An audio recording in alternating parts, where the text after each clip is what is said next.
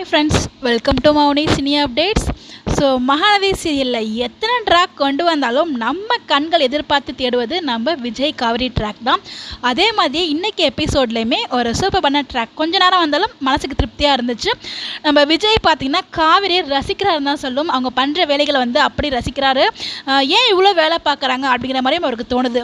So இந்த இடத்துல காவிரியை பொறுத்த வரைக்கும் நம்ம வாங்கின காசுக்கு நம்ம உழைக்கணும் அப்படிங்கிற ஒரு காரணத்துக்காக விழுந்து விழுந்து வேலை பார்க்குறாங்க.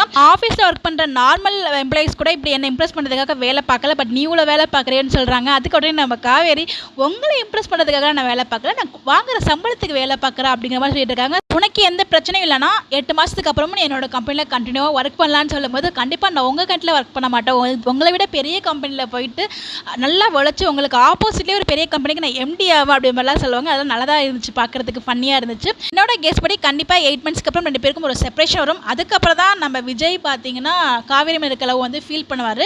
இப்போது விஜய் ரசிக்கிறதெல்லாம் பண்ணாரு, பட் இருந்தாலும் அந்த பிரியணும் அப்படிங்கிற நினைப்பு நம்ம விஜய் மனசில் இருக்குது. பட் காவேரிக்கு அந்த தாட் இல்லை, கொஞ்சம் ரசிக்க ஆரம்பிச்சிருக்காங்க. என்னோட விருப்பம் செப்பரேட் ஆகக்கூடாது, இன்கேஸ் செப்பரேட் ஆகிற மாதிரி ட்ராக் கொண்டு வந்தால் நம்ம காவேரி அவங்க ஆஃபீஸில் ஒர்க் பண்ணுவாங்களா அப்படின்னு சொல்லிட்டு உங்களுடைய கெஸ்ஸை மறக்காமல் கமெண்ட் பண்ணுங்கள்.